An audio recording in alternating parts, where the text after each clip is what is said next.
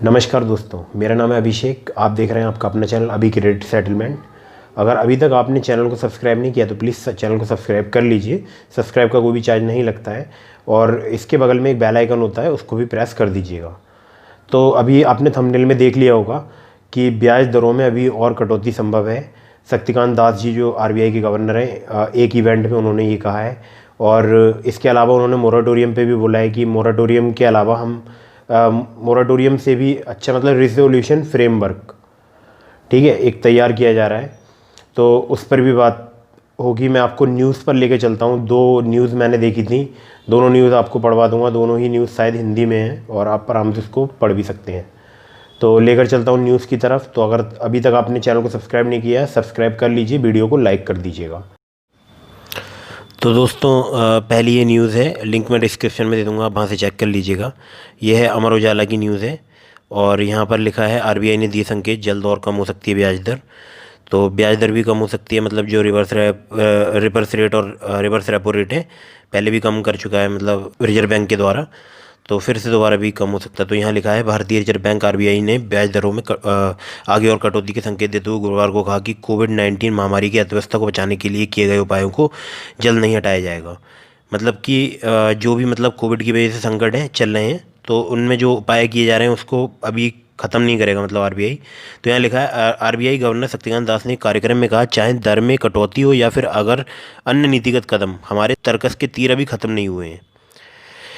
तो यहाँ लिखा है आरबीआई ने 6 अगस्त को जारी नीतिगत समीक्षा में रेपो रेट में कोई बदलाव नहीं किया था। केंद्रीय बैंक इससे पहले पिछली 2 बैठकों में नीतिगत दर में 1.15% की कटौती कर चुका है। फिलहाल रेपो दर 4%, रिवर्स रेपो दर 3.35% और सीमांत स्थायी सुविधा एमसीएफ दर 4.25% है। उन्होंने कहा कि महामारी की रोकथाम के बाद अर्थव्यवस्था को मजबूती के रास्ते पर लाने के लिए सावधानी में और आगे बढ़ना होगा। केंद्रीय बैंक द्वारा पिछले दिनों घोषित राहत उपायों के बारे में दास ने कहा, किसी भी तरह यह नहीं मानना चाहिए कि आरबीआई उपायों को जल्द हटा लेगा। मतलब कहने का मतलब ये है कि अभी आरबीआई जो है मतलब उपायों को रखेगा मतलब आपके सामने।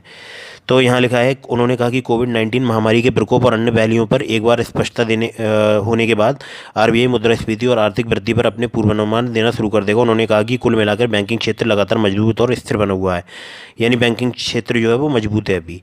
तो यहाँ लिखा है मोराटोरियम के बारे में, जो कि हम लोगों का मेन जो अभी टॉपिक चल रहा है। अस्थायी समाधान था लोन मोराटोरियम। लॉकडाउन के दौरान आम जनता को राहत देने के लिए केंद्र सरकार और भारतीय रिजर्व बैंक आरबीआई ने कदम उठाई। उन्हीं में से एक है लोन मोराटोरियम, यानी लोन स्थगन की सुविधा। आरबीआई ने के गवर्नर शक्तिकांत दास ने कहा कि लोन मोराटोरियम की सुविधा एक अस्थायी समाधान था। ऋण समाधान ढांचे से कोविड-19 संबंधी बाधाओं का सामना कर रहे कर्जदारों को टिकाऊ राहत मिलने की उम्मीद है। मतलब सीधी सीधी बात है, जो ये ऋण समाधान जो मतलब रिस्ट्रक्चर वाला सीन है, उससे उसके बारे में इन्होंने बोला है। तो आप पूरी पढ़ लीजिएगा न्यूज़।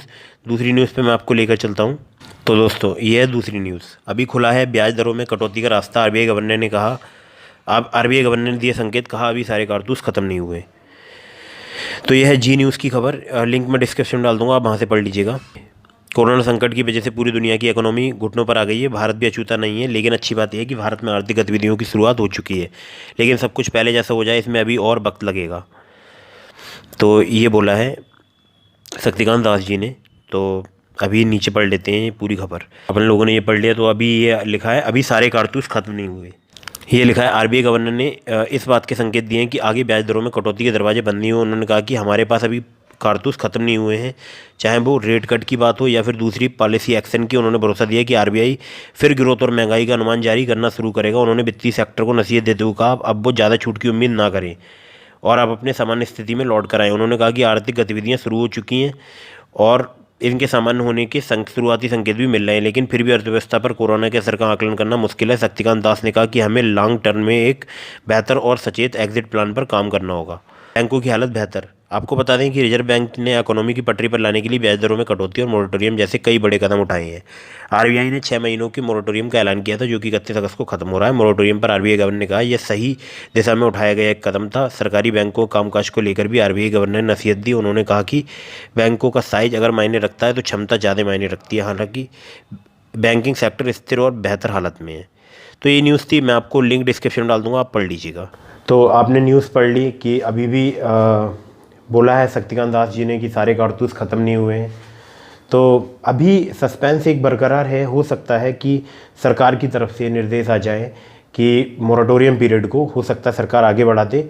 और सुप्रीम कोर्ट में मतलब आपने देखा ही होगा, कल मैंने वीडियोस डाली थी, तो सुप्रीम कोर्ट में भी हो सकता है कि सुप्रीम कोर्ट भी ब्याज जो है वो माफ़ कर दे, जो मोरेटोरियम अवधि के दौरान ब्याज लगा था, या हो सकता है मोरेटोरियम भी आगे बढ़ाते।